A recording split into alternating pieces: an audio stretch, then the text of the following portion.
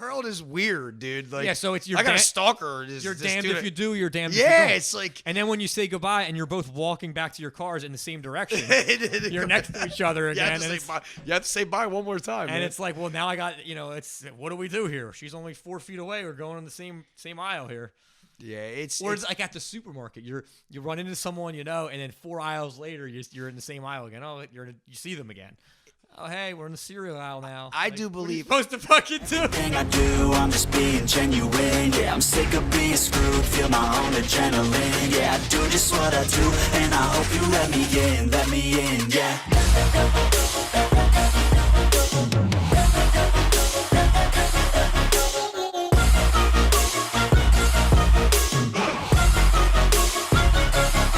I'm grateful, oh yeah, able, oh yeah, I'm stable. Salute. What's up, big dog? How you doing, man? Just living. Another episode of The Chat with Pat. By popular demand, we have Mike Amoriello. And I'm just glad you're back because there's a lot more to talk about and a lot more we can dive into. Those first 2 hours were just not enough. Listen, man, I'll tell you right now, it was a great experience. So I was able to, one, bring out who I really am. And express how I really feel about all these topics. So we're very passionate people, and I think that's the best part about us is we may not have all the answers, but at least our heart's in it, and we give our best, our best educated thought, and that's really being a free thinker, and that's what we're all about. So let's get to it, man. I'm excited. All right, let's dive right into it, as we always do. But before we get into any topics that we want to discuss today, I have a quick funny story. So I'm going to ask you a question. I'm going to ask you, this is actually kind of like a request. I had a good friend of mine. He calls me and he says, you know what? I really like your podcast, Pat. I like what you're doing. He's like, what you should do, and it's super corny, but I'm going to do it anyway. He's like, you should start episodes off with your guests. Say, tell me your best joke. He's like, it's a good icebreaker. And this friend of mine, he's old school. He's a little older, so it's definitely going to be cheesy, but that's why I'm going to be asking this question. And without further ado, I want to know, what is your best joke? Just to throw anything that you can think of on the top of your head. Just give me a funny joke for all of us to hear. It could be a joke that tells a story. It could be a one-liner. Dig deep if you have one. Just think of the first joke that comes to mind. I guess it has to be appropriate, but just something that's funny. All right, it's going to get a little bit gruesome here. So I'm all ears. Go ahead. This is my brother Jeff. I love the guy. Man, I love my brothers, and my brother Jeff has always been my mentor. And one time we were at work, probably about maybe 20 years ago. This is a joke, not a story. Is it story? Funny? You're about to crack up. Oh, it's a funny story. I was thinking like a funny punchline joke. Well, this is going to be punchline. Like Susie and Bill walk into a bar. Well, this is going to be a little bit funny. You're going to laugh. All right. I'll listen. Go ahead. All right. So it was real quick. So we're at work one day, and he was talking about having sex with his wife, and his son was a little kid at the time, probably about 3 or 4. And my brother Jeff, he was doing his dirty with his wife from the back door, and she had like a dingleberry in her pants. He's like, "Yo, you need to get that out of there before the kid finds it. It fucking eats it, man." Wait, but the kid's gonna find it in her pants. I don't know if it falls on the bed. I don't know. Okay. Kids always sleep with them, man. So there's my funny joke. That took a crazy turn. Right. Oh my God! All right, so just I'm glad that joke's out of the way. That's gonna be a fun. Listen, this video will get views because of that first 30 seconds for sure. Hey, we go hot, we go hard. Right? Yeah, that's it. So, all right, so much for appropriate jokes, but no, I had a good laugh, and then Mike and Aaron were laughing in the background. Good. I'm not much of a joke teller, man, but I can. Well, that's why I wanted to save that question. I didn't want to give you the question in advance beforehand. Yeah, gotcha. I wanted to just fire it at you, hot seat. Gotcha. So, whatever. It worked out. Maybe it didn't. Maybe it did. That's cool. All right. So that's out of the way. So what I want to dive into is what's been going on in the news. And before we started airing this episode, you had a lot to say about directions certain places in this country are going, and and I think it's an opportunity for you to, like you said, to speak your mind and not hold back. So I want to hear your take on just the climate right now and what you think can be done and what you think will happen. Well, we this presidency is they said it was the most important one in our lifetime. I mean, I think every presidency is that same. You can have that same argument, but for this one here, I have a lot of friends from different cultures, and I love people, and I love the way we are a melting pot of this country. But when you allow the borders to be floodgated, and you're not having any control of who's coming in here, I mean, you're not really protecting, one, protecting the American people, and two, what I don't understand is you have people coming here to get away from that type of environment. But then one day we're going to end up being like that with no control. So it's almost where you're putting us in the same situation of where they're coming from. And not that I don't want them here, but we need to be better, and we need to choose, and not so much just throw people out the door, but we need to figure that out. I mean, all the money all these spendings and borrowings that we do, well, maybe we should pay other countries to keep the people there. I mean, give them opportunity, and I'm willing to do that as a taxpayer, because I'd rather them see prospering in their own environment that's probably full of corruption. But why would we as a nation want to end up being like that if we continue to let that in? And not you could say 1 out of 10 is bad, right? But if you don't tell us who the bad is, meaning the people coming here, we're never really going to be able to vet the right people. And I want us all to prosper as a nation. Spanish, Italian, Indian, Hindu, it doesn't matter to me. Islamic, it just doesn't matter to me. And that's a big topic with me when it comes to even sex trafficking, drugs, guns, just polluting our country. And that starts with proper immigration, and that's how I feel. Okay, so what you're saying, if I understand correctly, is there would be a positive in it, in the fact that other countries would be able to prosper, and we can maybe divert some of our funds or resources towards not bringing people here, but more so fixing the problems in other countries, so people might not feel the need to want to come here as much or as an influx as it has been. That's so essentially, I'm seeing the positive spin on this, because we're going to have listeners that obviously might have an opposing view of what you just said. I mean, everyone has strong opinions, and by all means, I don't want to lose any listener. Everyone's entitled to every opinion they have, and I respect everyone's opinion.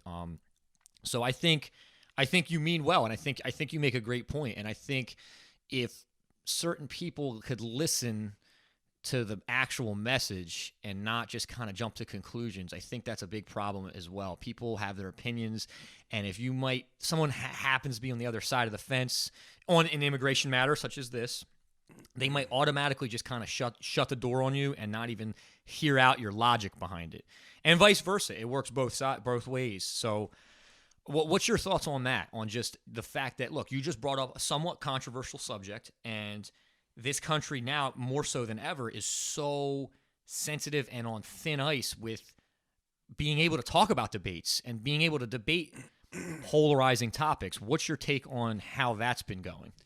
See, as one side strong right long time ago, I would ignore other people's thoughts. And I would just say, you know what, I'm not going to listen to them, because there's a lot of topics that stem deep in me as a person, and I wouldn't listen, even though because they believe one thing, everything else would fall into place with that. But now that I'm becoming more towards the center in life, I'm willing to open up and change myself to help people grow as a nation, because we are changing. We're evolving. We're becoming more of a multicultural country. And we talked about that last time we got together, that you could have a Hindu family, an Italian family, and an Irish family all on the same block. And we talked about that. And I'm willing to go down the middle, sit next to someone who's completely different, has a different thought process, and find common ground. I'm willing to do that. I'm 44 years old. I am not, completely, crazy conservative. I'm willing to give people a chance. No, that's a good way to put it. And I think a lot of people got to start to have that mindset more, because as everyone discusses, I'm sure at their dinner tables and with their friends, I don't know actually if everyone talks about it, but I'm sure people discuss this. It's a climate where, like I said earlier, everybody has an opinion, and everyone is if you're on one side of the fence and someone's on the other, it's becoming very difficult for those two particular people to sit down and have a civil conversation and at least understand the other side. And I have plenty of flaws, but I think one thing about me that's one of my positives is I give people the benefit of the doubt. I open my door for people, and like you said, I'll listen. I'll sit down. I'll hear someone out that might have opposing views from me. I don't have any less respect for them, and I would expect them not to have any less respect for me for thinking on the other side. And I think people need to start focusing back towards that, not, oh, I'm taking this clan, and then this person's going to be joining that clan, and then it's just like clique versus clique. That's what's become this country. It's clique versus clique. And 15, 20 years ago, the temperature wasn't really like that. I mean, you were a little older than me, but I remember in early 2000s, I was a teenager, going into high school. I didn't feel that pressure of being afraid to say, who you kind of lean towards. Now, people are afraid. I mean, I'll say what I'm going to say. I don't care what anyone thinks, but a general person might think, oh my God, I can't even bring this up. I can't even bring this political debate up.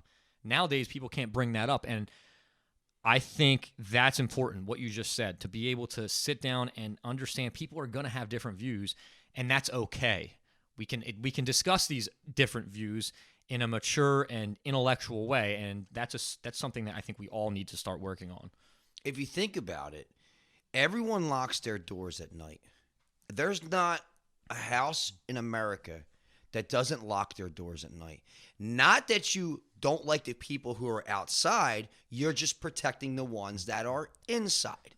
So we don't need walls, okay? I'm not really, if Donald Trump wanted to run on, that was more of a hypothetical, yeah, they built some walls, but it was more of a hypothetical I think thought with him was, we're gonna put walls up in our country to protect the people that are here. So like a more symbolism, more of like a symbolic type wall. Is that what you're saying? Well, look, I lived in the Southwest. Okay, I have experience there. I have friends that live there. I have friends of every culture that lived in Southwest Texas.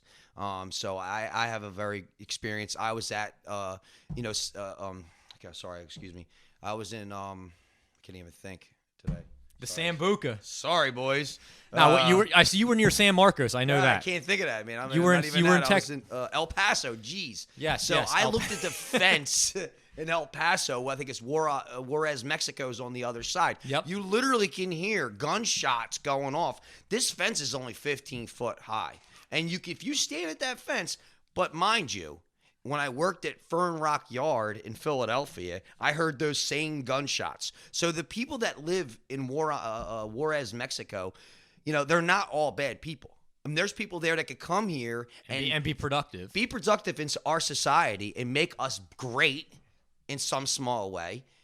But my point that I'm making is we lock these doors every night to protect our families. Not because we're trying to keep out the people that we just care about the people that are in the house. And that's the same thing for our country. Look, the argument that we have today with a lot of people that lean hard left, that this isn't our country. That's the point that they're trying to make, that we stole it. Well, listen, my grandparents came in here in the 1920s. I didn't steal shit.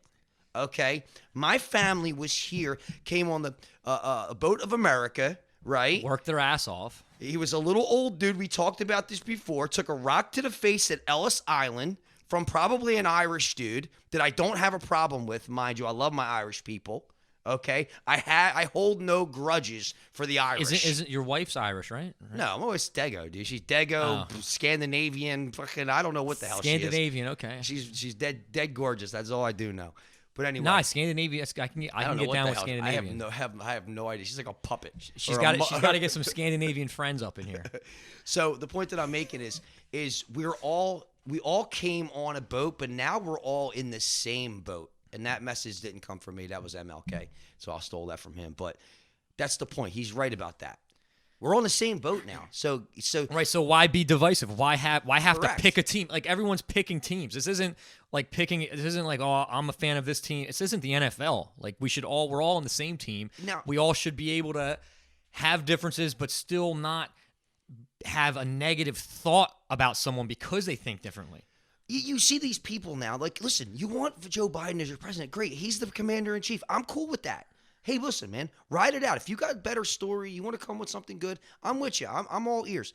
But now you got these people going on Instagram, Facebook, Twitter, all have the American flag back up on their screens, like the country now changed. Now it's a different president, dude. You're an idiot.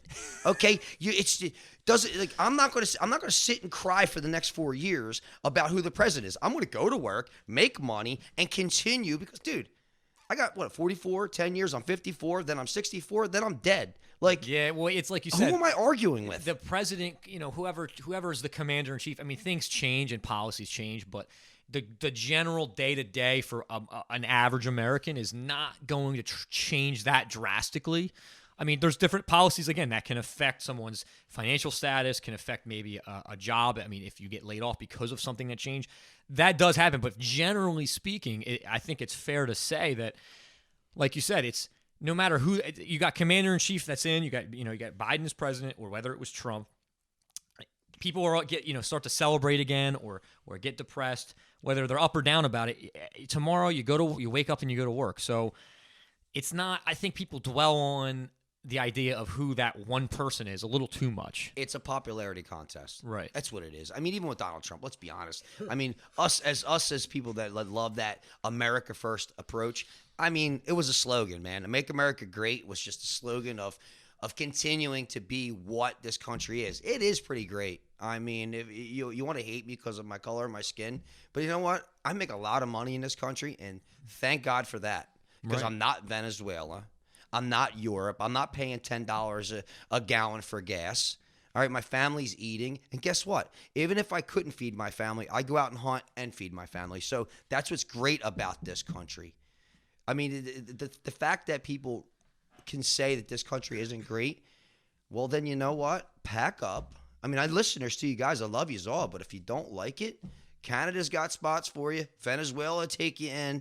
And if you go to here's another thing that makes me, I'm gonna just twist a little bit. I'm listening. Yeah. Here's just one thing that was bothering me. My wife and I were reading the other day. You have illegal immigrants in parts of New Jersey demanding a driver's license. Demanding a driver's license. Can you really even understand the laws? Or does everything have to be in Spanish? Like, good. Learn Spanish. Take your test. Get your license. But demanding it? I mean, I just don't understand that. How could you demand something? Can I go to your country and demand things? Yeah, it's kind of like you said. I guess it's a shot of entitlement gets ran through their veins, and they feel like maybe there's some sort of entitlement to that. But like you said, that's because because the people in power that are generating that energy for them are making it out to this that we don't really own this country, that that whole American dream thing is made up. No, I hear you. I want to ask you a question about Texas. You mentioned El Paso. I know you said you did live in closer to the San Marcos area, which was east of El Paso, several hundred miles.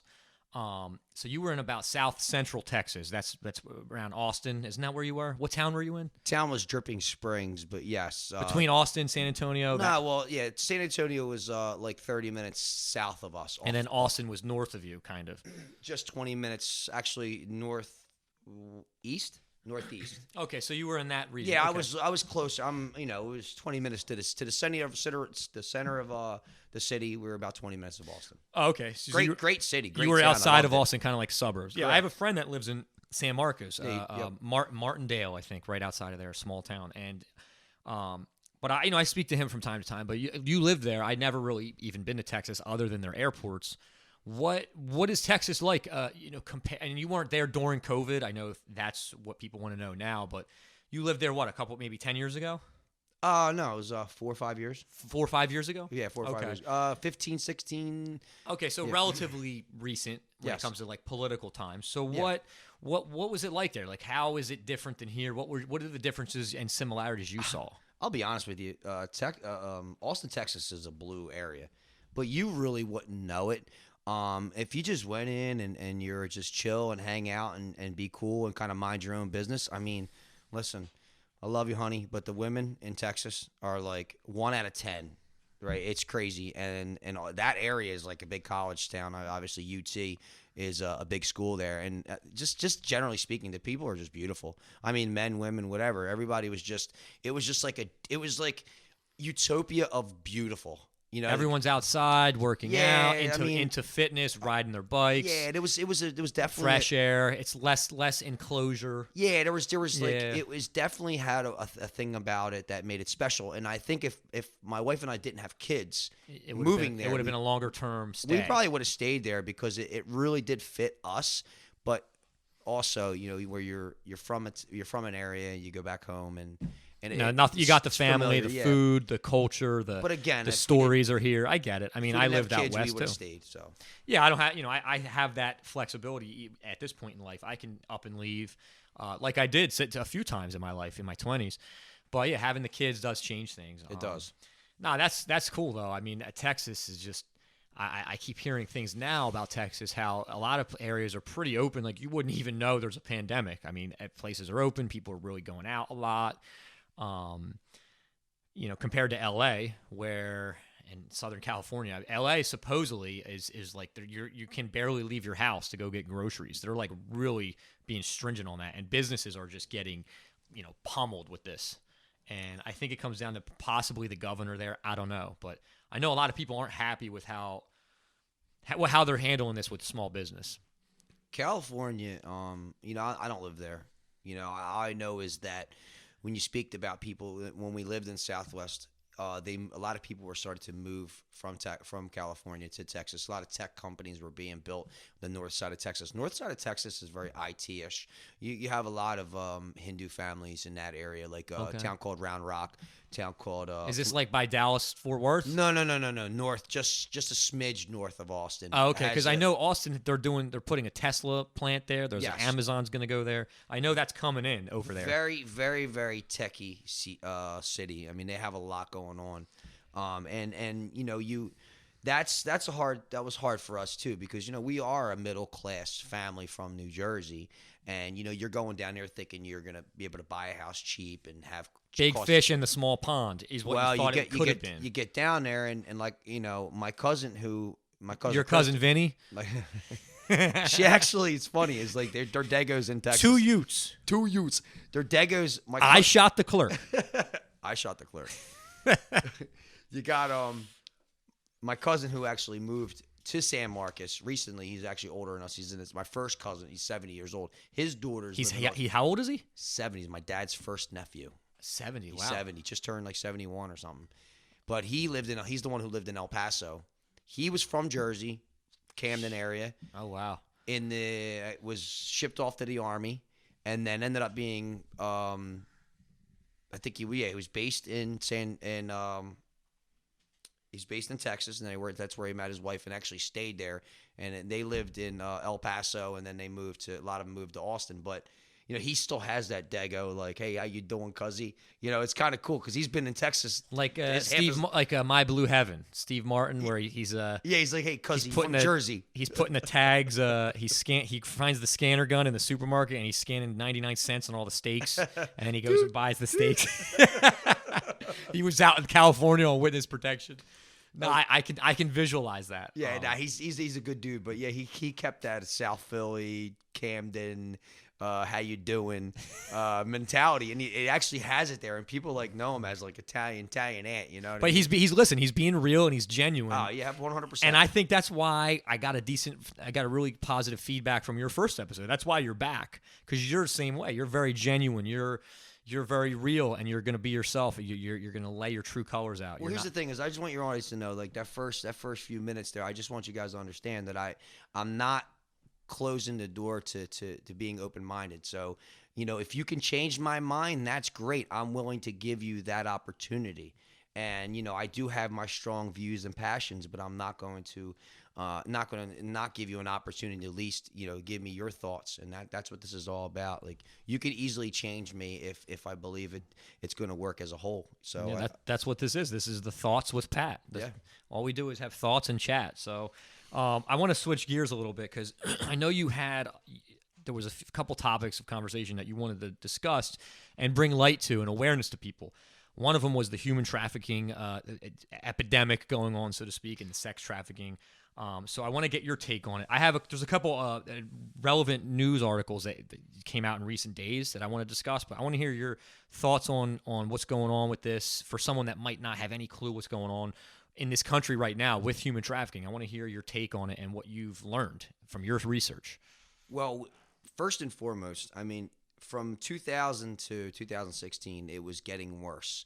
You think it was 32,000 per year kids are being grabbed and abducted. I mean, obviously you have different stories, so you want to go out and do your own research of what how that situation was to occur. But long story short, with that, we all have children, and especially young ladies. And I have a 15-year-old daughter that I care about. And I'm sure right now there's 15-year-old kids that are in some home being controlled by some scumbag, and that right there burns me up that I can't be there to save them, and that's where it all stems from. So it's very important to me because our children are the future, and I don't care who you are.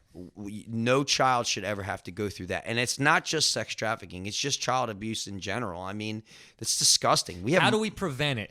What would you say is a way to combat this? Because is it a supply and demand thing? Because hear me out. Because if there's no demand, if there was no product that people wanted to buy, which is the girl or the child to do an act for them, then there would be no value in using them to profit. So, I mean, how do you kind of nip that, and how do you kind of cut the cord and stop this? Eliminate the demand. Social media is the tool to all this. I mean, if parents are going to do anything, they need to really look at what their kids are doing via Facebook, Twitter, well, the Snapchat, internet's dangerous. internet. The internet, this is like a story as old as the internet's been around. There's always going to be someone. You hear these stories all the time. There's Lifetime movies. I mean, that people can use the internet to exploit and trick and lure people in, and then they can do it in the mall too. But the internet definitely has made it a lot easier for them.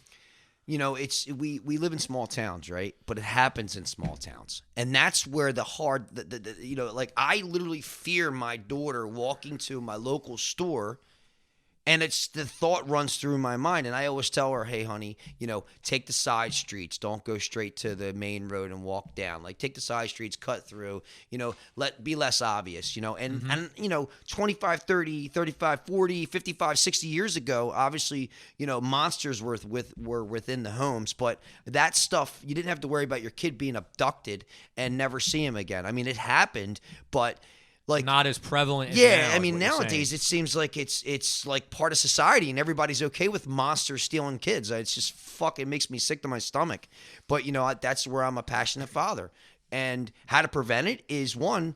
These kids need to stop being naive when it comes to the internet. Two, parents need to wake up and be in their lives, be present in their lives, and give them at least show some care. I mean, like I said, man, so many people have kids today that. What would be your advice to your daughter, someone with a young child, to based on your research and the people that that work in task forces and such? What's your advice what should someone look out for to be alert that some of this trafficking or abduction activity could be going on? What are the signs? The number one sign is just being present in your kids' lives.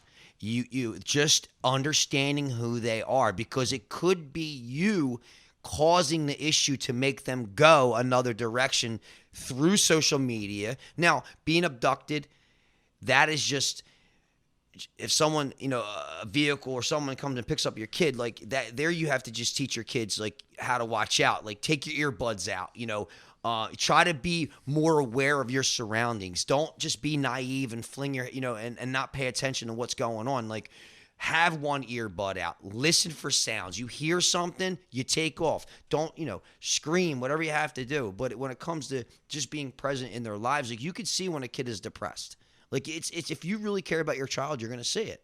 And a lot of sex trafficking really is just kids that are just having bad homes. Like, And is it because of that bad home, they decide to leave, and when they leave, they have really nowhere else to turn, and they're so vulnerable that they think that the trafficker is benefiting them, and they go with them? They is that the angle? They give them that care that makes them feel safe, and they don't really know what they're getting into. I mean, they're young kids, 13, 14, 10, I'm reading. You know, that's sad, man. Well, and I don't know the exact numbers, but it's a billion, probably a multi-billion-dollar industry, like the human selling humans for services, or in general. I think that sex trafficking industry it's got to be billions of dollars, and that's why they're going to keep finding ways to keep doing it and keep finding ways to get around law enforcement. So the task forces have to, I think, continue to evolve with them to keep to try to put a dent in this. And I always tell everybody, It's a $150 billion business. $150 billion business, according to Forbes. that's good. Yeah, good. and that's what's that? That's An great. annual. That's great. That's awesome. I mean, they're that's awesome. That just makes my stomach. That just makes me feel much better that some scumbag is making money off of some kid's life. It's just they're the things that there's certain things that I'm real strong about, Well, man. let me ask you a question, because this is an article I looked up doing my research for this episode. On the human trafficking / sex trafficking topic, in the last few weeks, there was a development on Twitter and on Huffington Post. There was a porn website where the videographer, the producer, and even one of the performers, male performers, all pled guilty and got charged with and pled guilty to basically sex trafficking and extortion. What had happened was they were doing these casting calls to get young girls to come in and film a video doing a sexual act on camera, and they were coercing and they were tricking these girls, saying, "Oh, this is never going to go on the internet. And I was reading this article. It was saying this video is never going to go on the internet. It's only going to go straight to DVD in like Australia and New Zealand. No one in the United States is going to know it. No one will know your real name." And they basically lied to these girls, and then within days, the porn production team was edited it and uploaded it and blasted it all over the websites in America. And then these girls who were told that no one was ever going to find out about this, were tricked, and now people were finding out who they were. People that they knew were finding their videos online. They were, how that goes. They were spreading it. Some of these girls had to leave their town. They couldn't get jobs. So what the result was, all these girls did a class action lawsuit and sued this porn company basically for being misled. And it was just, from a legal standpoint, it was interesting because obviously the defendants had to have defense attorneys. So their defense, from what I read, was, well, these girls signed the contract. These girls were over 18. They signed the contract that they were going to perform, A, B, and C acts on camera, and it might be distributed.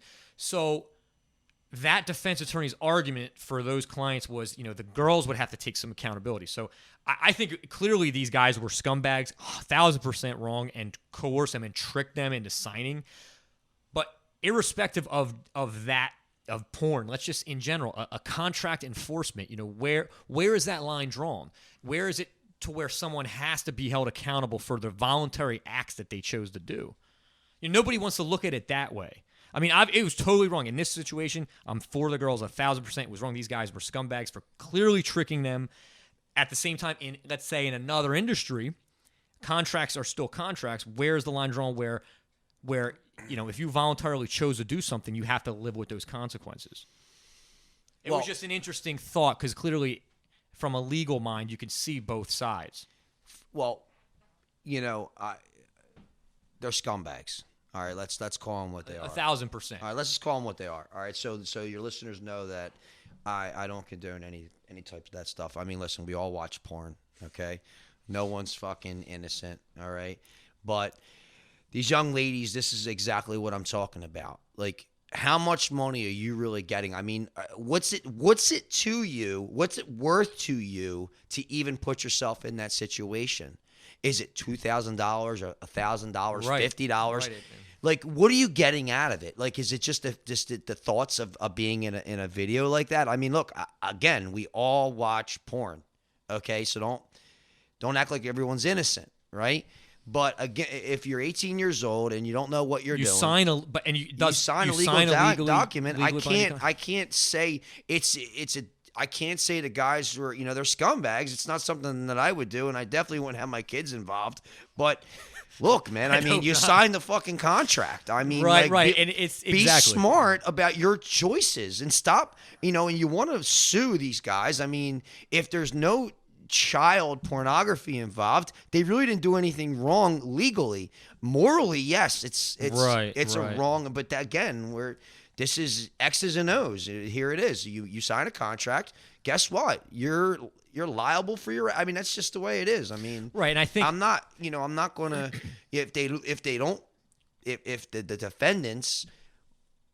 If the defendants are not guilty, then guess what? I can't say that the court systems are wrong. Well, and I based on what I read in the article, the plaintiffs won. The judge was in favor of the plaintiffs, which was the girls that sued, because morally it was clear that these guys were extorting their weak minds and kind of tricking them into signing these contracts, which from a contract law standpoint would make them unenforceable based on that exception to the law, to the rule.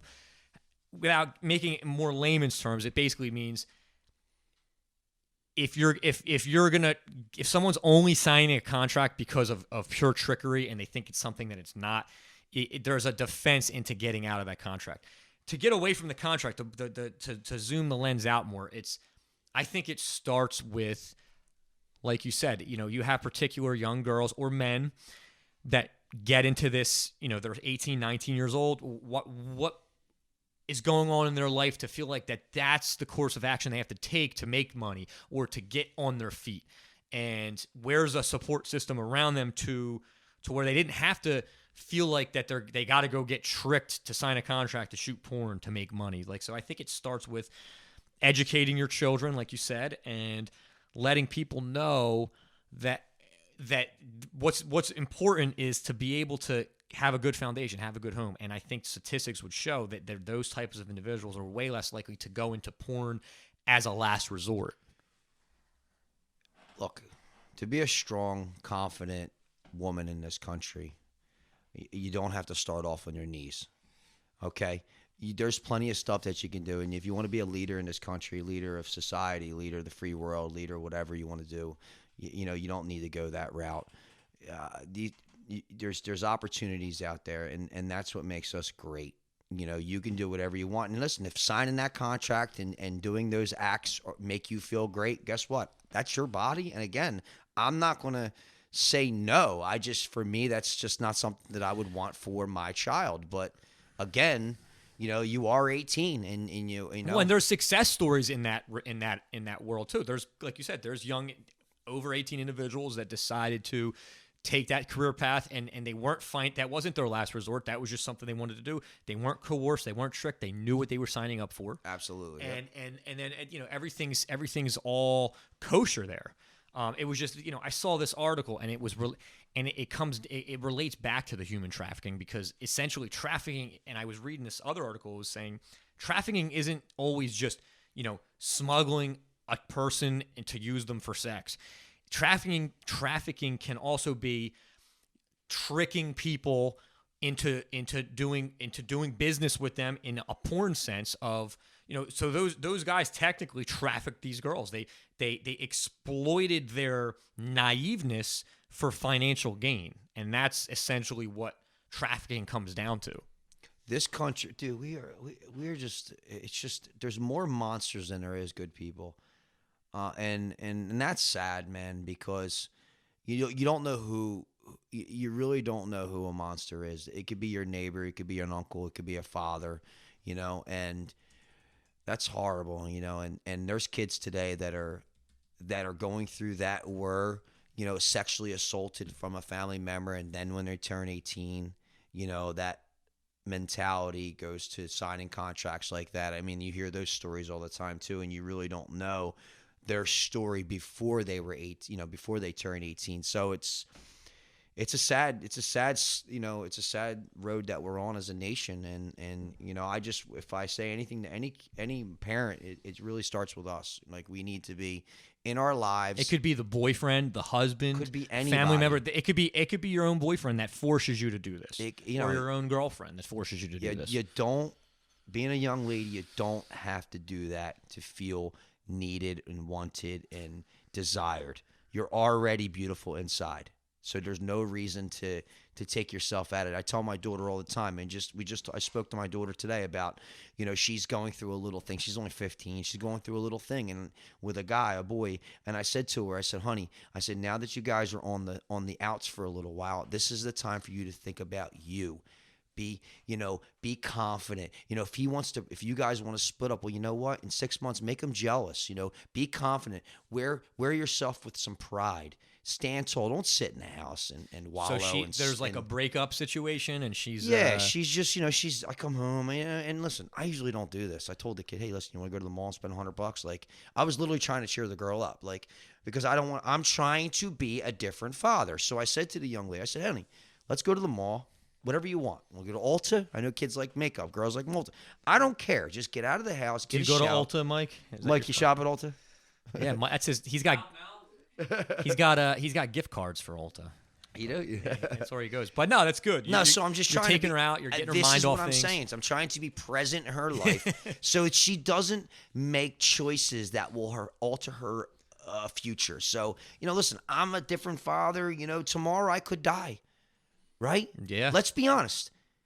And then then she doesn't have a father to have that male presence. And it's important. Well, I think like I said, it all starts in the home. If you're fortunate enough to be around family figures that can teach you how to make the right decisions, whether it's for your own safety, whether it's for your own success in a career, I think that's invaluable. Being able to be taught how to, because everyone's ultimately gonna leave a nest and have to make decisions and use their own judgment call. They're gonna have to use their own gut instinct on things. And unfortunately, some people don't have that environment that they were raised in to where their decisions are the best choices. It's and that's. I mean, we're all guilty. We've all made bad decisions. Spot on, man. Like I'm only speaking through my household, so. There's a lot of kids out there that just don't have that presence, either parents, or the parents they have, they probably shouldn't be around. So that's where we are today. I mean, it's a shame. It really is. And you can't change everyone, but if we at least do our best and open up our hearts to people, we really can. We can make a little bit of a difference. And saving a kid's life from sex trafficking or drugs or making a decision that's going to change their future, I think starts with just understanding who they are as a person. And I think first and foremost, myself, I had to understand who I was as a father before I can teach my kid how to, be a better person. I needed to teach myself first. No, good. No, that's good. Based on how long I've known you, you guys got a good cohesive unit over there, and that's important. I wish more families in America could, and in the world, could be more bonded together and grow together. The broken home scenarios. I mean, there's too much of that going on, and it's hurtful. It's a shame for the kids. Really, the kids are really the ones that are getting a detriment to that. So it's a shame. It's sad, man. It really is. So another topic to dive into, to switch gears again, that human trafficking stuff. I'm glad we brought that up. I'm glad we covered that, because it's good to raise awareness to anyone that might be listening that has children or nephews, cousins, family members, even for themselves. It's good to just have awareness and to really be careful, because this is a real thing. Be aware. Millions of dollars, billions of dollars are being made in this, and like you said, there's types of people out there that are tricking people into taking them everywhere. So I'm glad we could bring that up and raise awareness to that. Another point that I knew you wanted to touch on, something that you're also passionate about, that I want to hear more about, is the Second Amendment, the gun laws, gun control in different states, different parts of the country has different standards and procedures that have to be met. And I just want to know, first, let me ask you, New Jersey versus Texas, the two states you've lived in. Let me hear differences for someone that might not know, let me hear your analysis on the gun policies and what the benefit is of one versus the other. Well, I'll go to shoot. Good start. Dive into it however you may. Good start. I'm all ears. I'll go with Texas first. I mean, Texas was, the crime is low. I mean, I'm not going to sit here and tell you to have a gun or not. Okay, that's your choice. But all I know is in Texas, you don't know who has a firearm. You really don't. I rode in vehicles with people that I was friends with, people that I met there, and a lot of them had loaded clips in their cars. And you could go to a store, driver's license, purchase a firearm. If you wanted a carrying permit, you needed to go to do a 3-hour course, I think, and then you'd be able to have you'd be able to carry a loaded firearm. Now, listen, first things first. I mean, there's a million things we can use as weapons, right? So when I speak about guns, it's always a firearm. It's not a weapon. I mean, you can use a hammer as a weapon, a car as a weapon. You can use anything as a weapon. So let's just make that clear. A gun is a firearm. It's a machine, and you should be responsible to know how to use that machine, and that goes for any car, vehicle, or anything. So there are a little bit more looser laws in Texas. Now, New Jersey, it's polar opposite. And I'm a firearms identification card holder in Jersey, and I respect that tremendously. I do believe that we need to be at least responsible about who gets that card. And you look, there's not a lot of mass shootings in Jersey. Well, logic, I think, to me, logic is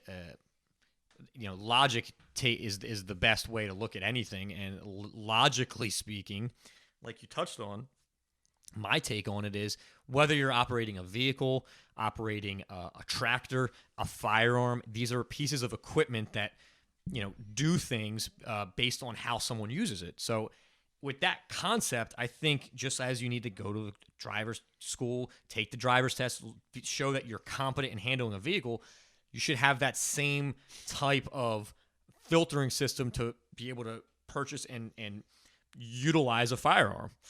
I mean, I think a lot of people would agree with that. And I do agree with that. I mean, when I was a young child, I had I went through hunting courses and safety courses, and I learned how to use a firearm at 6 years old when I shot my first shotgun. I mean, I was shooting handguns at probably 13, 14, 357s, 38s, 99 millimeters. I mean, my family, we had guns in our lives. And I can tell you right now, when I was 10, 11, 12, 13 years old, and there was firearms in like every room.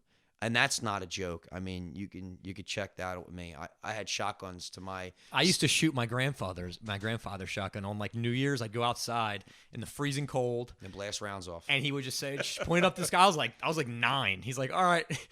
I would have been younger. I might have been like 7 or 8.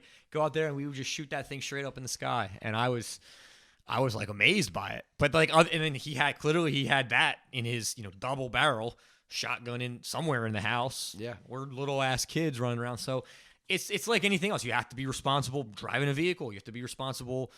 I don't know, flying a helicopter. It's just be responsible for something that could harm people. Well, we're gonna spin this a little bit. So you had Sandy Hook. Everybody knows about the story of Sandy Hook, and that was a heinous crime. I mean, any mass shooting is a heinous crime, and any guns that can hurt someone.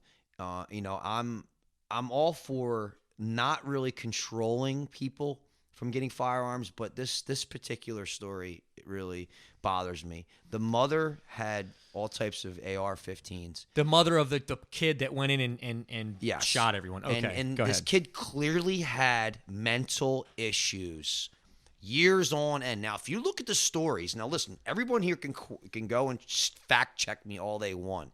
Every one of these kids in the last 20 years that were involved in mass shooting, all were on mind-alternating drugs when they were kids. Prozacs or what was that other drugs everybody would know, where they're Zoloft. They have Oh, like- chemical imbalances. like a antidepressant. Correct. Okay. Just to bring them down. They're a little hyper kid or whatever. So But it can. You don't know how it's going to affect their decision making. And look, clearly, and this may have no relevance at all, but do your fact checking because that's the truth. So these kids were already, some things were going on wrong. I mean, Colorado, I'm going to turn it a little bit. Colorado, these kids can go buy guns. Now, that's wrong. You can go to Walmart. I guess those kids were 17, 18 years old, were able to, Columbine High School, were able to grab a gun right from the store, wherever they got their firearms from. That's a problem for me.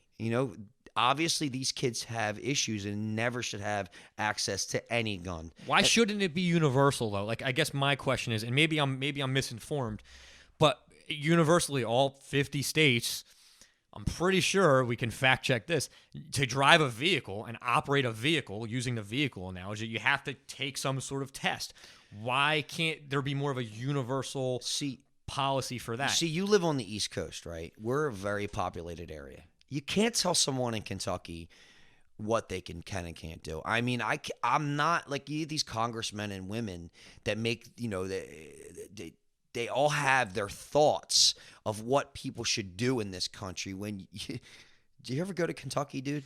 Well, I mean, our laws are. No, I understand. I lived in Kansas City. Yeah, it's a little more spread out. I understand what you're saying. It's just you can't tell someone in Kansas City. There's really nothing going on there. But what would be the harm in just saying, okay, and again, I'm just being devil's advocate. What would be the harm in okay, well, I got it. Let me go, do this instructional course. Let me go do some sort of firing range, test, tryout, whatever you want to call it. Okay, this person's competent. They have a sane mind, you would think. Or like you said, I think the problem isn't the actual skill of being able to handle the firearm. That's a problem. But the other problem is maybe a mental health issue of, is this person stable mentally to use a gun? There should be some sort of quick test. And you live in Missouri, Kentucky, Alabama. Okay, if I'm a sane, lucid-minded person, okay, I'll go do this little quick psychological review. All right, he's cool. He's not going to go blow something up. You can go buy a gun. Why is that such an inconvenience? No, I agree with you. I agree with you, but it's just a take on it. I'm not saying one way is right or wrong. Well, no, I agree with you. I agree with you 100%. We should all have to go through some kind of safety course, and a psychological component has to be one. I would think. I think, if I'm not mistaken, the kid in the Parkland High School went through like 4 or 5 different. Which one was that? That was like the recent. Is it the one with the down in Florida? Oh, okay. Yeah, it's such a shame that there's so many. Yeah, that I don't even know. You know what? Here's the thing: is this shit's been going on for 200 years. I know. It's just now everything's on cameras now. You can go back to Cowboys and Indian days, and there was, not that it makes it right, but I mean, like we're because we're a social media world. We hear it more. It's more. There was crazy nut jobs in every decade shooting people because they lost their shit. Yeah, I mean, there's a lot. No matter if it was in a school or in a saloon, See, I just want you need to what we all need to understand is criminals are still going to get guns. You're not stopping that. So disarming good people, what's the point of that? You give us a fighting chance. I mean, look, I love police. I love all my cop friends. I have nothing respect for law enforcement, but it takes 8 minutes. You call 911, you're dead. I don't have to call 911. 911's in my back pocket. Give me the opportunity to do that. And you're right.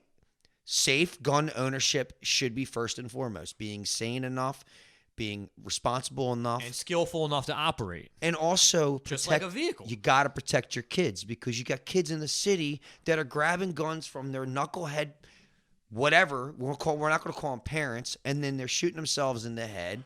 Drive-by shootings. Every 38 minutes, a person in the city dies from a firearm. Every 38 minutes. I mean. So where do you see it going? Where do you see, with this new administration now, where do you see the future of gun laws and the progression, the progressive nature of what we should do? Take all the guns away from the criminals, then you can have mine. Okay. Yeah, okay, that's a good You point. strip every firearm from the inner cities and protect your population. You can have my guns. So how? Let me. That's a good Well, point. you can have my guns that protect me. I'm still gonna hunt. I'm still gonna provide. That's for more recreational. Yeah, I'm still use. gonna Right. provide for my family because that's number one top priority. It's not even protecting myself. I'm not in any fear whatsoever. So let's make that clear. But protecting my family is like second to that. Hunting is most important. Being able to, because I do provide for my family through hunting. Now, what do you think would be a way, I guess from a policy standpoint, or just root cause? What do you think? All these guns in inner cities, as you say, and that's prevalent. Inner cities very dangerous. There's certain murder capitals of the country. How do these unregistered illegal possession of these firearms get in the hands of? How are so many people getting to possess unregistered firearms? What do you think is the cause of that, and what's the solution? I don't. These are topics that have been going on for years, man. I mean, who has the answer to this? One, where are they coming from?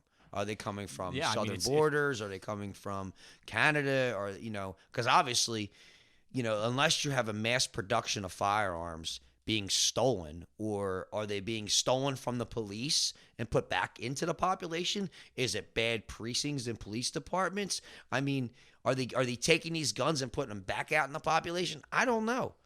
But a Tech 9 is a dangerous firearm, and they seem to be the number one. Them AK-47s, sawed-off shotguns. I mean, these are guns that they're being sold, I guess, on black markets. Clearly, Yes. there's a market for it. I guess it's interesting. I guess if there's a market for it, people are going to find a way to sell it and profit it. Whether it's a person, an organ, a firearm, a drug. I mean, clearly, all these illegal types of things that people can purchase are being sold and bought because there's such a demand for it, and people are finding ways. I think it's just I guess it's like the war on drugs. Is any of that ever going to end? It'll never end. I mean, unfortunately, I hate to say that, but none of this is going to end. You'll never have it go away. I mean, you can always slow it down. Just like sex trafficking, we can always make a difference in some small way. But yeah, it's always going to be there, and it really and stripping law-abiding citizens from the opportunity to protect their families, that can't happen because now you're putting everybody at risk. Right. And again, it has to be responsible though, because my firearms identification card. I take pride in having that. I had to go through. I had to go to a police. You had to go through some vetting, some sort of Yes. hurdle. Exactly. I mean, just recently, I went to, and it was my mistake. I went to go change your New Jersey firearms identification card has an address, your address of where your guns are stored, and it has to match your DL. And if you don't have that proper paperwork, you can't purchase any more firearms moving forward until it is. We moved back from Texas, and I never actually I was ignorant about it. I didn't even know that was the process, and I just recently realized that. Pre-COVID, I was supposed to do it, but then COVID hit, so we're a year out of that. But I made a mistake, so I have to go do it again. But I mean, think about that. I mean, I just can't go to the police department where they issued it to me and say, "Hey, I moved." No, I have to go through the full vetting process just to get my address changed on my card. That's New Jersey. I mean, I literally have to go through the whole process again, like I'm starting over as a new applicant for a firearms identification card. I basically, references, criminal background, not a fingerprint this time, but you still have to go through a process just to say, hey, I moved from this block to that block. Well, yeah, like you said, I think everything should be within reason and make sense and logical. Like that overkill would not be efficient or logical, but doing some sort of vetting in another scenario would be. So it's kind of becoming arbitrary, not with just guns, with other different regulations and fees. It's really there's just a lot of things are arbitrary, and we just gotta hope we can try to fix as much of it as we can. You're never going to tackle every issue right away. Yeah. I mean, it's all just drips and drabs and really just picking at them. And as long as I can continue to feed my family and protect my family, I have no problem with anyone. That's really what it comes down to. Nah, I hear you. Nah, it makes sense. So we're gonna take a quick break, and then when we come back, we're gonna switch gears a little bit, lighten the mood. We're gonna, because I know we got into some Man, deep that was topics. super intense, dude. Nah, we we got got- crazy there, didn't we? No, we were good. That was good though. It's great dialogue. job, We're gonna when we come back after our short break, we're gonna do Boomer versus Zoomer. I'm awesome. Let's do it. So this is like growing up, like always listening to radio stations and like listening to different sports talk radio, even sports talk. Like I love it, man. I love, look, you might think I'm a moron, right? That's okay. Because that's what we do. What were your thoughts when I came to you, or when I brought the idea up to you at one of those holiday parties? You were like, "Oh my God!" Like I'm like, this dude has just hit my. Like I've always told my wife, I want to be a spokesperson, a spokesperson, a speaker, or someone who comes out and speaks their mind and not afraid to shoot from the hip. Look, we're all human. Right, we all make mistakes, but and I knew you would have been. I knew you were going to be a good. I knew you were going to be kind of a good catch, a good talent to be on the show. And I appreciate because that, man. based on, like I said on the first episode you came in, because I would see you at these holiday parties telling these stories, and you had a take on a lot of different things, and I was like, all right. I mean, this is things that people can relate to, and at the end of the day, you're a hardworking blue collar. I don't want to say everyday Joe, but you're a blue collar hardworking guy, and people can relate to that. So, but you have a personality, which is so unique. back in the early 2000s. Back in the early 2000s, we used to have a campground. We used to rent a seasonal pass down Paradise Campground, and I guess it would be Chemung, New Jersey, is it Hamilton maybe? But my family, my cousins, we had like a compound of craziness. Like my cousins were here and we were over there, and we like had this little trail connecting us, right? And I'm gonna tell you right now, we had some crazy fucking nights, man. Little like nights, party games, the group games, party games, dude. Remember that? Remember when we were at the campground in Cape May with everyone? What's that game where catchphrase where you would have a phrase and you got to describe it or something? Yeah. Or remember that game? It was catchphrase. And we would. That pass wasn't the game we were playing, but yeah. No, okay. but I reminded me of that because we would pass the phone around, and everyone was getting so into it. And I remember you and me were the ones that were like standing up, like, "This is the clue. This is the clue. Yeah. How do you not getting this? It's and you only had like 30 seconds to do it. Because we're passionate, man. Yeah, it's the competitive nature. So now that we are back, we cut back to part 2 of Mike Amoriello's second act here. We're going to go into Boomer versus Zoomer. Awesome. So basically what this is our producers are going to send us photos of someone. They're either going to be from the old school generation era that an older person should know, or the new school that a younger person should know. Or, I mean, God bless us both. We might I better both not know see them all. Ron Jeremy, all right? Isn't that, what's his name? No, Ron Jeremy's. Ron Jeremy's a porno star, dude. Yeah. Which watermelon is he smashing? What did he do? What did he do with the watermelons? Is it? I thought that was the crazy guy. What the fuck was his name? With the fucking weird hair in the 70s. Used to smash Ron Jeremy. No, what are we talking about? Ron Jeremy's a porno star. I know. thought. What's the water? Oh, no, who was the cat that used to smash? Now my wife's got me on it. The guy used to smash fruit back in the 70s. Wait. Was it Ron Jeremy? That's Flowers, dude. He wasn't smashing fruits. No. All right, so open your phone. Huh? Gallagher. You guys don't remember that. He used to, in the 70s, used to smash fruits. All your old listeners know what that is. We got it. Open your text. All right, what do we got here? Oh, fuck. Oh, no. Don't. Do you know it or no? Are you kidding me? Just don't say the name because I want to try to guess it. Do you know it? All right, I'm going to throw a name out there, but I'll let you go first.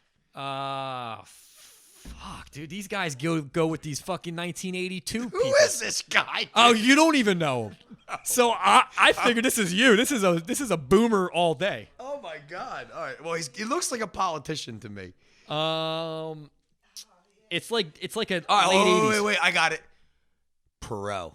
Bingo, baby! Hot shit. Nice job, Bill. Boom.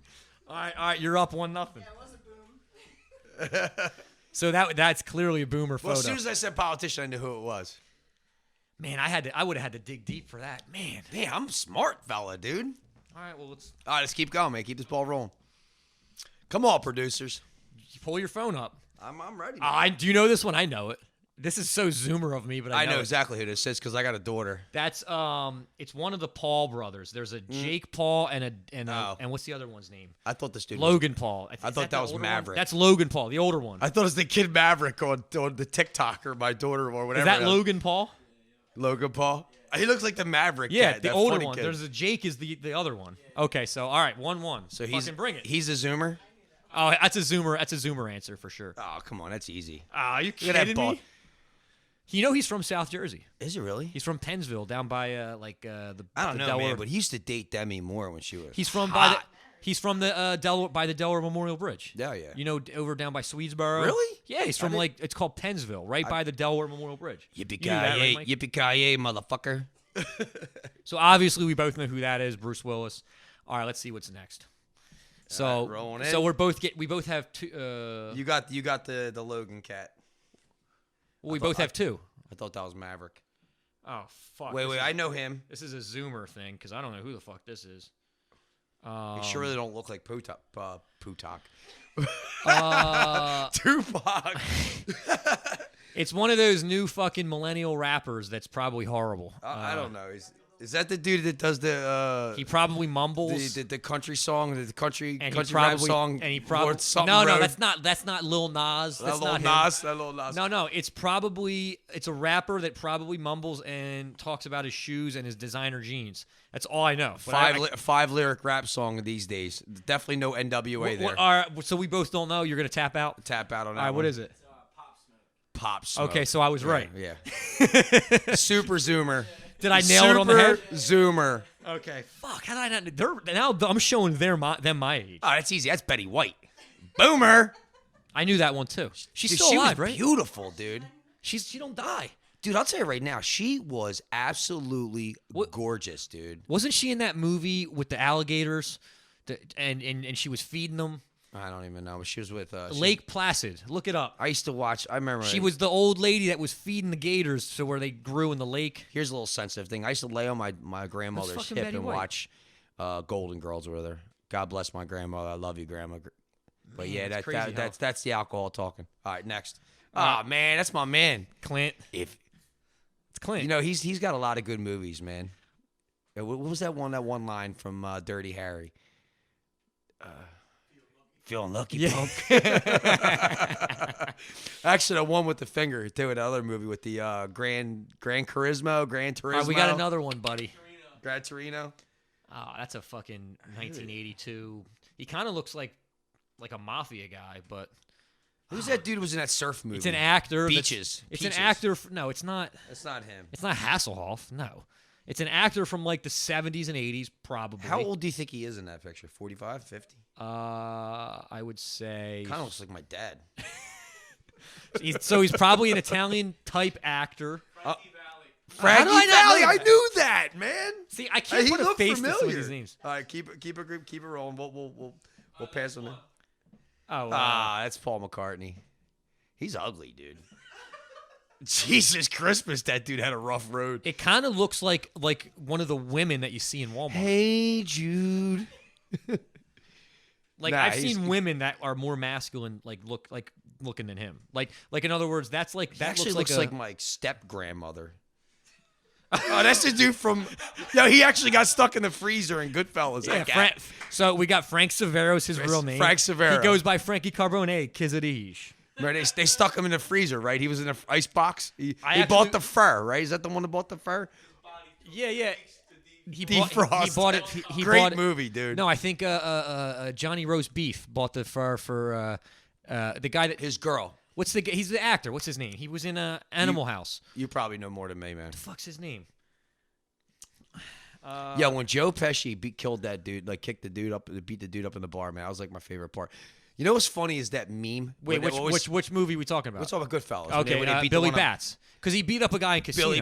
Billy Bass. When they stab him, he got the knife from the mom. Oh, The yeah. mom's like, he need to. Yeah. Her mom said something that I always talk about. Oh, you need to settle down. Yeah, I do Get settle a down every night. family. Get a family. But then in the morning I wake up and I'm free. Yeah, exactly. Yeah, that was a good movie, man. I love Goodfellas. It's funny. A story about Goodfellas. If my dad ever listens to this, he'll appreciate it. It's a funny kind of an Italian thing. So when I was a little kid, he would always say like lines from movies and jokes and quotes. And I had never seen these movies, so I just thought this is what people fucking say. So there's a line in Goodfellas that he took this line from. Every time in the morning he would go out and he would get the paper. So he'd walk out to the front, have his coffee, his robe. He'd walk out to the driveway. He says, "I'm gonna go get the paper, And he would say it twice, and I always knew it as, well, that's just him saying it twice because it's funny. Like years go by, I ended up finally seeing Goodfellas when I was old enough, and they're doing all the intros. He's like. And that's where I finally heard the line. This is Jimmy 2 times on account of he says everything twice like, yeah. I'm going to go get the papers. And I lost my shit. Because when I saw it, I was like, Dad, this is where you got it. And we looked at each other. And it was a special moment, I think. Father-son moment. We looked at each other and we're like cracking up because I realized like my dad's just being a silly goofball like we all are. You know, fathers are important. You know, my father, I'll tell you a little story about my pops. My pops wasn't like in the sports, right? So he was like the cool, like Winston smoker, like beer drinking kind of guy. He had these dark shades. Like he was 70s in the 80s, right? Thick glasses, he looked like someone off Goodfellas. I remember when we were kids. The man, he didn't like fishing. He didn't like anything. But I'll tell you right now, he would always take me fishing. He'd sit under a tree. I remember this to this day. He would sit under a tree. We would go back to Elm Lake and down in Winslow, and I'd be casting in fishing, and this dude's under a tree, smoking his Winston, he's drinking his 40-ounce bagged, right? And he would just sit there, and that's part of they're the things like I remember. Like, yeah, he didn't grab the fishing pole and fucking cast for me, but the dude was there, man. Like, no matter what, I remember. But you remember that specific thing? Like I remembered the Jimmy 2 times, a specific quote. When I was a little kid, like we used to, playing football, like I remember, like all the parents and my old man sitting in the back of his fucking '69 Impala with the freaking back trunk open, drinking beer, smoking cigarettes, watching his son score touchdowns. Like they're things that parents are important, man. And you don't realize how important parents are, and they make a difference in your life, man. And think about this: all these memories you had. You're at the lake, you're at the beach, you're doing this, and not one cell phone in sight, not one Instagram post, right, bro. Not one Facebook post. Amen. And now, I want to know your thoughts on that. I want to know Mike's thoughts. You have all this social media. You have people posting these fictitious worlds that look exciting, but are they really are they really that person that they portray on their social media posts? And there's something to that now, more and more. And why are we like that? It's like the alternate ego thing. Like you want to be that person, right? And you're that person with the phone, and yeah, people can really judge you, right? They can judge you. They can write a comment. Oh wow, you look great, or like, or heart. But then in real life, you're dry. You have no charisma. You know, there's a lot of kids these days they're so different on social media than they are in real life. Like in real life, like I said, they have no personality. They're not approachable. You can't have a real legitimate conversation with them. And and then they get on social media and you're like, man, who is this? Like, who's this person? And I think that's a way for people to, especially the younger minds, to be able to free themselves from who they really are. You know, it gives them an opportunity to be different. What's wrong? But because everyone's doing it, they end up being the same as everyone. What is wrong with being who you really are? In my world, in my mind, I think I don't want to portray a certain image on social media. Because if that's not who I am. I like who I am. I think I'm interesting. What I portray is who I actually am. It fascinates me that to why people would want to portray X when they're really Y. Because maybe they don't have things going for them. They're not interesting, and they feel like they have to show they are more interesting than they are. Just be yourself. Because you lived in an era without social media. That's why your parents you're a reflection of your parents. Like your mom is super outgoing. You know, she's very Italian motherly. Like she's cleaning up. Like your mom in particular, she's cleaning up. She's at your brother, your sister's house, and she's cleaning up. She's doing things. And one day I said to her, I said, "Will you go have a drink and sit the hell down? Like you're a typical Italian woman, right? We love it, but go relax. Your time is done. This is our time to enjoy. She's my mom. They But don't that's make her. what- They don't make them like my mom anymore. No, I'll tell you that. and that's great. And your pops, dude, he's like a really good. Like he said something to me when we talked about even doing this. I remember saying, "Yo, you do talk a lot." Like he was breaking my balls. I'm like, "Yeah, well, that's the point of this. Like, what we're getting into, it has to come out of through radio and voice and a personality." And that's what this platform is for, to let people that have a lot to say tell their stories and let other people want to hear. These people want to listen to this. That's why I'm doing this. I mentioned it on other podcasts. If any listener wants to know what's my MO here, my whole motive and goal is to give something to people to listen to and cheer up their day, maybe help them get through a boring shift. Who knows? So I'm full of ideas. I'm full of stories. I love hearing other people's stories, and I just love being engaged with someone in a conversation. That's not one dimensional. You hear these you hear people on dates or whatever, they tell these stories. Just think if you were a fly on that wall of some of these dates. Oh, where are you from? Such and such town. What do you do? This.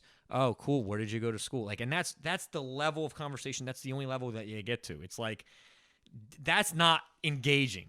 But a lot of people, that's their communication skills.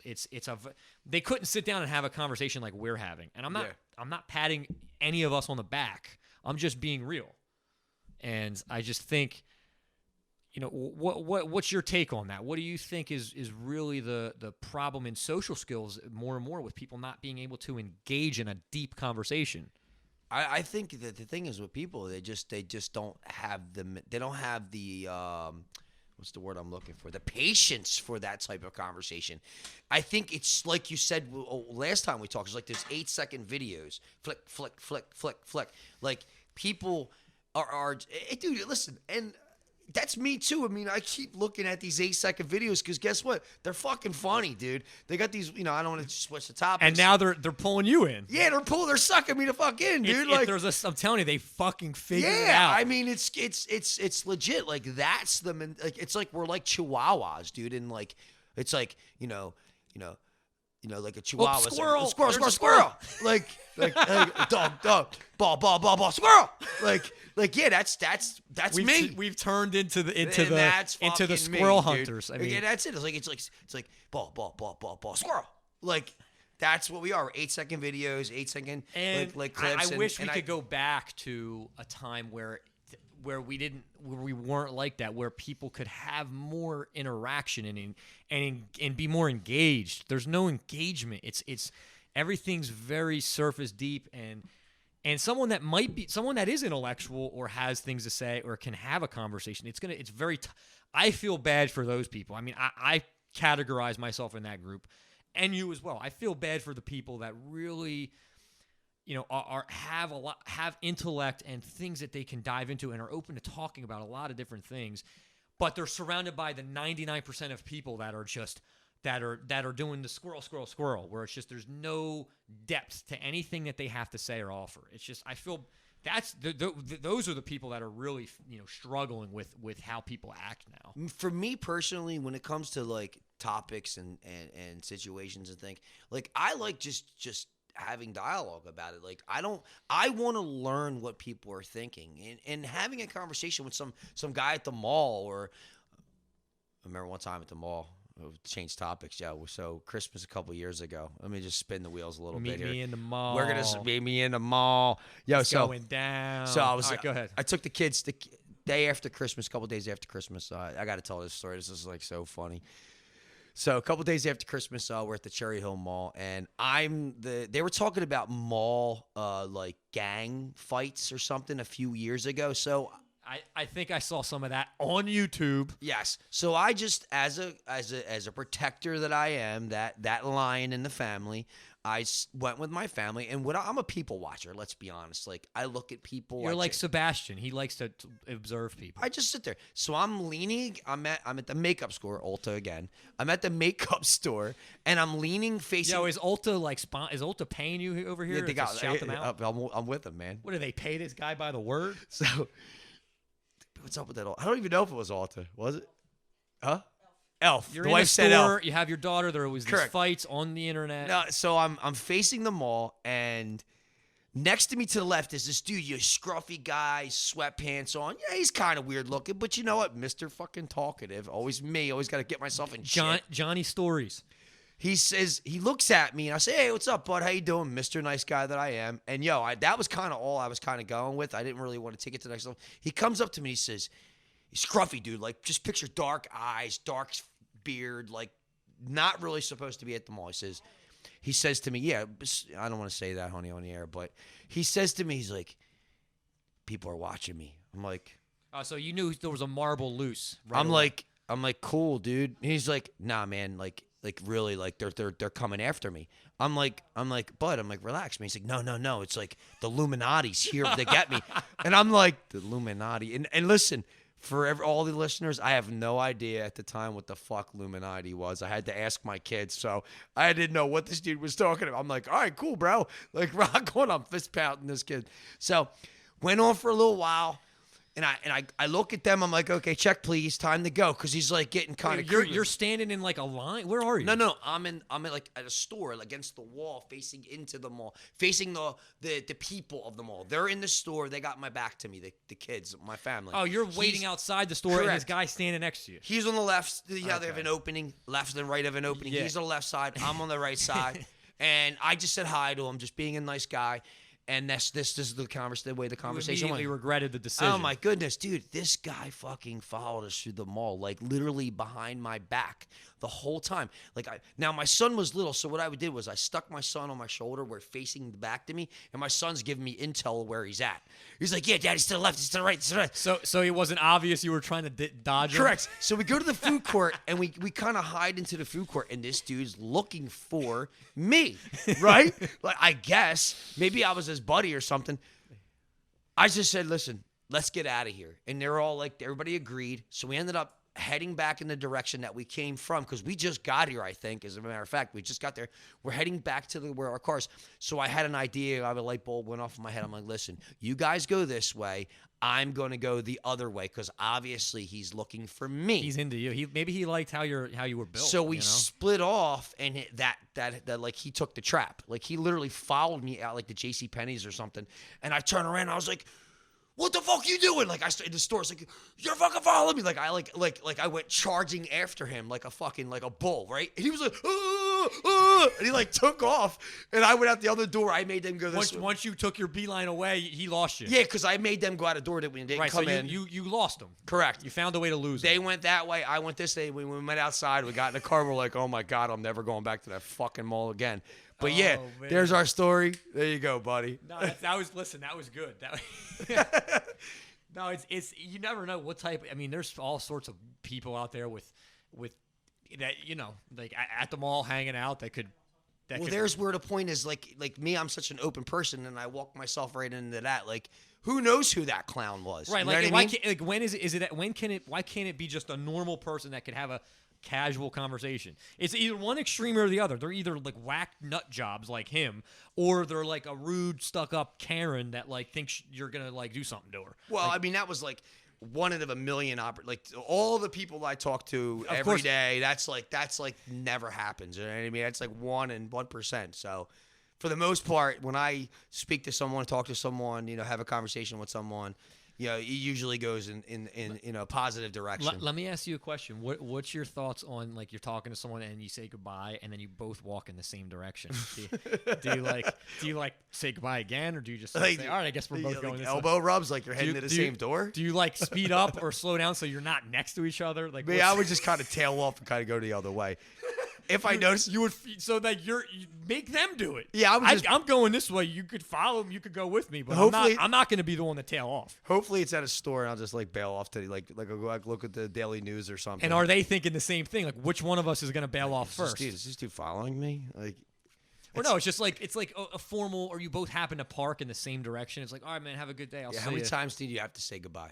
You know what I mean? I know what you're saying. It's like, hey, goodbye, goodbye, goodbye. You know what I mean? You're like side by side. Well, now you already confirmed the goodbyes happened. Now you're still, but now you're still kind of in so close proximity. You're going to say goodbye again, dude. But Come on. Is it like, where is too close and too far to where you have to still engage in conversation. What if your cars are side by side? You're going to say goodbye all again. the way up until the end? Yeah, it's just it's, If you're, it's inevitable. I think it should be like 12 feet. Like if you're 12 feet or further, that's far enough to where we don't have to. The conversation has to end. You don't have to engage in convo. I know personally, for me, I'd feel kind of rude if I didn't say goodbye one more time, especially if they're that close, because that's just who I am. Hey man, cool man, see you again. You know what I mean? Maybe not really. Hey buddy, goodbye. Like yo, what's up? Peace out. You know what I mean? But. No, we're out in this world every day. We're experiencing interactions with different people, whether you're in the supermarket or the mall, Panera Bread, whatever. It's just funny all the different interactions that we have to navigate. When I did wake up every day realizing that people are fucking strange. You know, I'm right there with them. The social skills. I mean, like, you're strange, but at least you can communicate. I mean, the social skills in a lot of people, they've completely diminished, and you can see that in just trying to engage in conversation with different types of people. I mean, like you said, not every person has that ability to sit down, talk to a stranger. You know what's funny with me? It's like I can really look at someone and realize, like, what type of personality they are. I have a weird, like, and I don't really, it's not that I'm being judgmental. Like, I can tell either what side of the fence they are politically or who they are as a person in a matter of, like, seconds. Like, their personality, and, like, can I relate with them? Can I break bread with them? Can I have a relationship with them? And I like, within seconds, like, I have that, like, weirdness. And it, like I said, it's not that I'm judging them. It's just, I have this certain, like, thing about me where I really do see who people are in just seconds. Like, if they're just a bad person, I can tell. You get that vibe in that. Yeah, energy. I could just tell that they're just an arrogant piece of shit. You know what I mean? Or they're a really nice person. Like, I get like a vibe of like, oh, this person's super, super nice. Like, they're genuine. And I can sense piece of shits like in seconds. Like, in fucking, like, as soon as they say 2 words, I'm like, this dude's a piece of shit. Like in quickly. What's it, Billy Madison? Well, here's a nice piece of shit. Exactly. Billy Madison. You know, and I don't want to be a dick, but it's just like people just come off. They have this weird, like, arrogance that it just spills out of them, and it's usually you could just tell right away. Like, especially like if you're at the gym, right? And I want to hear you tell me about some gym etiquette and gym vanity. Since you brought up the gym, you got the vanity, you got that pictures of every angle of their same outfit, and then you got the guys hitting on every girl. Let me hear gym etiquette, gym vanity. The mic is yours. You know, floor is yours, Senator. Gyms are funny, man. They're like, for me, a gym. Let's just first get out in the open. For me, when I go to the gym, it's all about work. I treat the gym. I treat myself going to a fitness facility as work on myself. So I try to ignore my surroundings. I just kind of get in the Mike zone, what I call Mike zone. If you ever want to know, just to contact me. But who? Mike zone. Mike zone is like, I take myself out of my environment and I put myself in myself. And I just train as hard as I can. You know, you go to like LA Fitness or wherever. I mean, it's fucking social hour in there. It's high school. Stupid, everybody dude. knows everyone. So and so's now banging this person. You know, this girl used to get with this guy that was on that bench press. Oh, but now she's with Steve, who's over there on the leg curls. It's like, oh my god, dude. That's like, what I mean. It's like a high school. It's like Gossip Girl in all of these gyms. I mean, you agree? You've seen it. I've tried. Honestly, for me, I try to ignore that, but you're right. I do see that. It's like you see these little social pockets. Like, I really don't know about their personal experiences between the two of them. Like you're saying, I try to ignore that. But you do that. Like, I have a friend of mine, Erica, her name was. I'm not going to put her last name out there, but I remember when she was like a super like fitness model. She's a beautiful girl. And I remember when I used to go to Giant Fitness in Lindenwood. It's like a shit spot, right? She's just like this 10 walking through with a bunch of 5s, right? And they're all like swarming her like fucking feeder fish. You know what I mean? Like all the other girls want to be like her. I mean, the dudes like so. Oh, and you mean dudes are swarming? Yeah. So I remember one time there's like a basement to this place. There's like the heavyweight section. So she's like being like I was seeing this. This is how we became friends, her and I. So she's like being followed by a bunch of like sharks, right? And I'm over here all by myself being me, and she literally came over to me. She's like, you're the only one that didn't do that. Like, that's what she said to me. I'm like, what do you mean? Like I take my earphones off, you know what I Right, mean? you're in your zone. You're doing your Yeah, thing. and I said to her, I'm like, what are you talking about? She's like, you're the only one that doesn't like surround me. I'm like, okay, cool. I'm like, well, what's up? You know, I found her and we became friends that way. And that's the thing. Like, I think people, there's 2 points that you made me think about. That's the thing. Like, 15, 20 different dudes are following this girl around. Like, you're just going to be like everyone else. If you want any chance at someone that obviously gets a lot of attention, I don't want to say like, oh, don't give her any attention. Just do it in a different way. Like, don't act like you're part of the herd, like what you did. And my second point with that is how does everything's so competitive now, like because of everybody's on social media and can get all these people constantly blowing them up. I gotta get. See, you're a guy. Maybe your wife can give me a take on this. She can step in.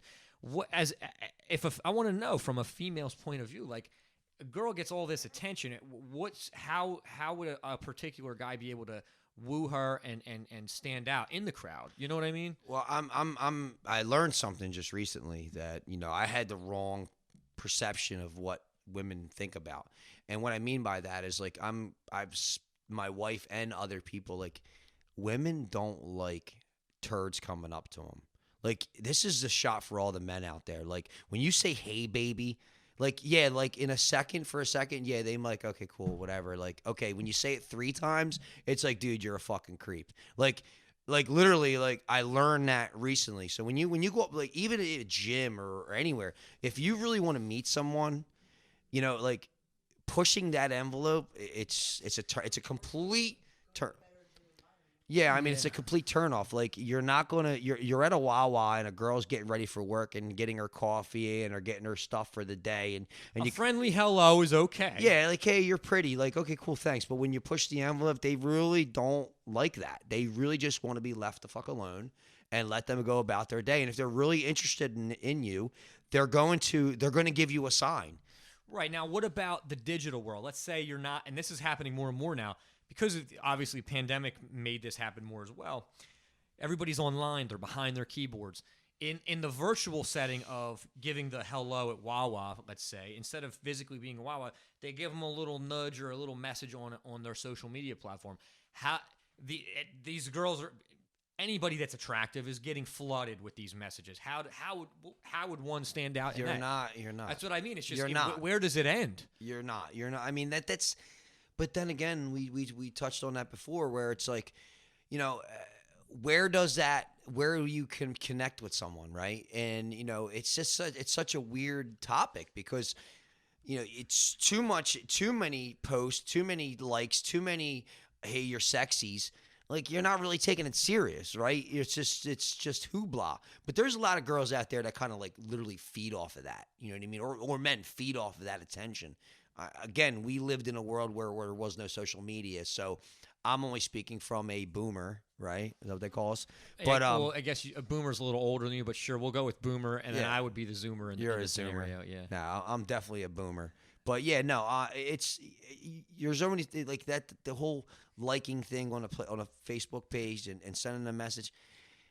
But then again, people are just not personable anymore. So it's honestly it's a tough road to really find that super connection with someone, because girls don't like to be approached. Most humble, cool chicks that are just down to earth don't really like that. And guys don't understand it. They think that like hooting and hollering and like it's Okay, gonna like, then- oh but wow, then- wow, they're But gonna. then, like I said in the other episode, then the guy would just revert to going to message them online. Yeah. Which is, I guess, a more shielded way of interacting. But then now that doesn't really go anywhere. It's timing, dude. Like if you're in the morning and you're at a Wawa or store or somewhere. CGO girl at ShopRite. Like you're just like. I had to throw that in there for the old Mike, the old Miami Weiss over here. Nah, it's definitely I guess it's timing, right? You got to pick and choose your battles. Like, some people just want to be left alone when they're within their day. I mean, a female has to go to work or get along with her day. She doesn't want to be bothered by that. Like, when she's in a setting, listen, finding love is hard, right? It's not every day that you meet your high school sweetheart in 11th grade in the principal's office, right? That those stories are far and few. But that's important. It's important to realize that you have to pick and choose your battles. You can't just go out for a woman and you're like just a random spot and just throw it out there and she's like, oh my God, it's my knight in shining armor. It's not going to happen that way. It doesn't work. You have to pick and choose your battles. Like, you have to be smart. What are you gonna do? Have small talk at the line in Wawa while I you're don't getting know, your man. coffee? I don't know what to tell these single guys. Nah, out there. it's funny and it's difficult. And no, I hear you. And the small talk, like it's that to me, like small talk in general, whether it's with the relative you see once a year at Christmas or someone you're trying to pretend to get to know, like it's all fluff. It's all disingenuous. You think about like you see a girl, you're like, oh man, she's beautiful, and then you're like, do you really care what she has to say? Like, Let's be honest. Let's go up to her. Hey, my name's Mike. How you doing? Cool. Gina. What's cool? You're beautiful. Thank you. Now, do you guys split? Now, do you say, hey, Gina, can I have your phone number? Or do you like try to find out who Gina is? Now you're like fine lining of being a creeper. It's like the world is weird, dude. Like, yeah, so it's I got a stalker. You're damned if you do, you're damned if yeah, you don't. it's like, and then when you say goodbye and you're both walking back to your cars in the same direction, you're next to each other again. You have to say bye one more time. And man. it's like, well, now I got, it's what do we do here? She's only 4 feet away. We're going in the same aisle here. Yeah, it's like at the supermarket. You run into someone and then 4 aisles later you're in the same aisle again. Oh, you see them again. Oh, hey, we're in the cereal aisle now. I do believe. What are you supposed to fucking do? I do believe, fate is fate. People talks about what things are going to be like. They're going to fall into place, and it's gonna. If something's meant to be, it's gonna be, right? I still believe that in some small way. But again, sometimes you meet someone that could be special, or it could have a future with, but then you never see him again. So it's like it's nonsense, dude. So I want to end with 2 more topics here. I want to touch on. Mike, editor Mike, brought up a topic that you might have a story with it, you might not. Any paranormal experiences? Any haunted experiences? I know Winslow has that road where it's Acco, but yeah. Is it what's the road?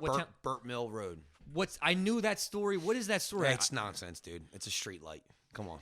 What's the story? I heard about it. I don't even know. It used to say there was an Acco ghost. It was like a street light. People would see it like a shadow. It's nonsense. So what exactly? It's a street light that's actually yeah. It's there? the one light on the road. It's towards the end of it. So what's the actual shadow? Is it from the street light? I have no idea, dude. I lived 5 blocks from it. Like Burt Mill Road and Atlantic Ave are right around the corner from each other. And I would like laugh at people like, yo, dude. Like I'd be out like in front of my neighborhood. Yo, man. Like people from Philly. We're going to go see the Acco Ghost. I'm like, yeah, all right, dude. Cool. Have fun. So you know what I mean? Sit there all night and just nothing. It's just, yeah, it's stupid, dude. You get all boned up. You get like smoke some weed and you're like, think you're seeing a ghost or some shit. I don't know. But is it generally just creepy when like there was down in, I this is a funny story.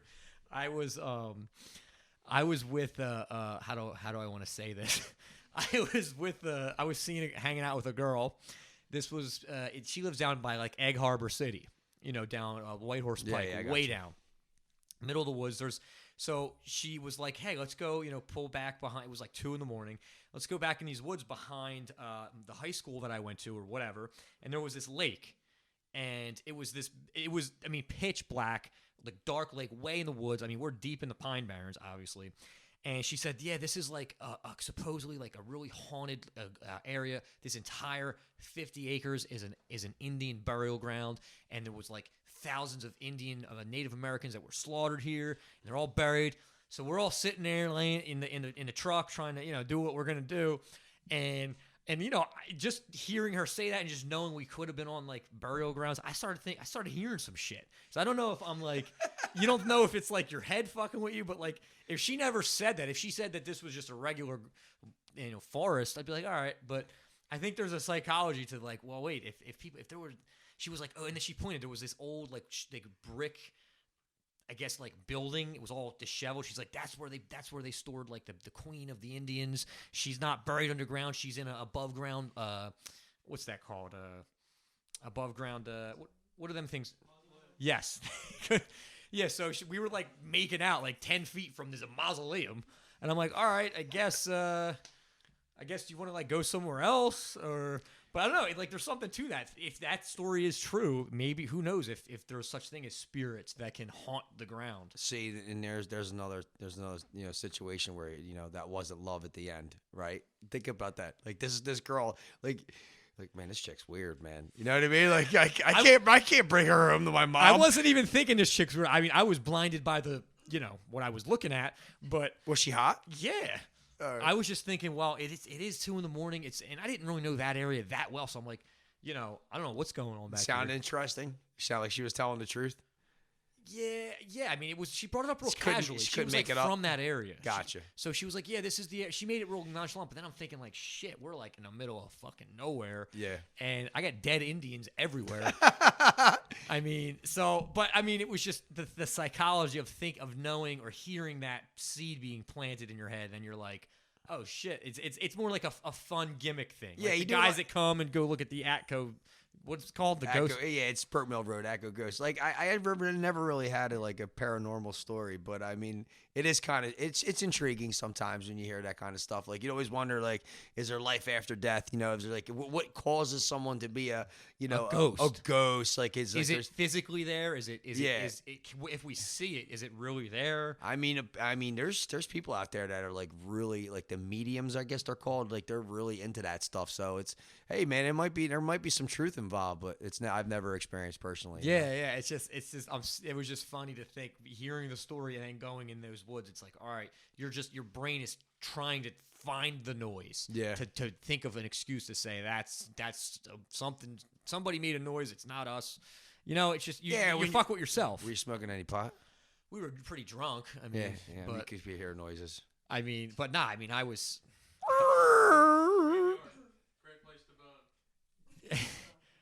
I want to hear a joke. Mike, got like a punchline to that? Come on, Mike.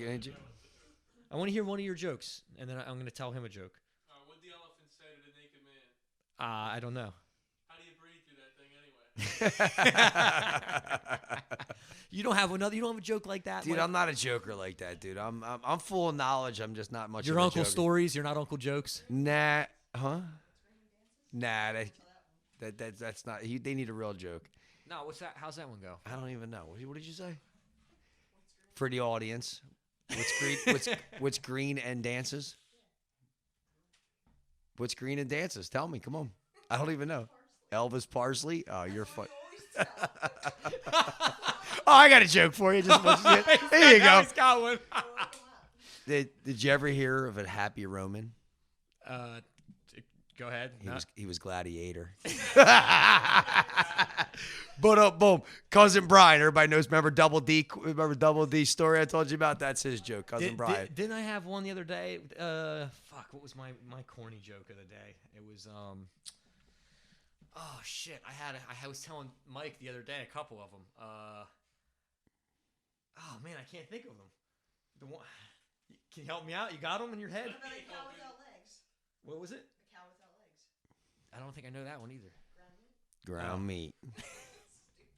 Man, I can't think of them on the top of my head. I had some really funny, corny ones that we were going back and forth about. But all right, so that's good. So Elvis Parsley, okay. Or you could, when a guy walks in a bar, horse is in the bar, and the horse walks into a bar. This is why I don't tell jokes. Horse walks into a bar, bartender says, "Hey, why the long face?" I mean, there's a lot of corny jokes out there. Why the long face? Why the long face? I get it. I was just it's not very funny. I really enjoyed it. That's something that joke my kid would say. My boy Jack. That's something he would say. That's a good. All right, nice. Guy walks into a bar, then a chair, then a table. Yeah. Had a lot to drink. He was drinking a lot. That's the punchline. I think today we did really good, man. All right, yeah. Listen, I appreciate you coming back. Don't forget to subscribe. The link will be in the description below. And like all the videos and get your notifications for new ones. And Mike Amoriello, thanks. Always a pleasure. A salute. God bless, my friend. That's it. Hey, guys, good job, guys. Everything I do, I'm just being genuine. Yeah, I'm sick of being screwed, feel my own adrenaline. Yeah, I do just what I do, and I hope you let me in, yeah.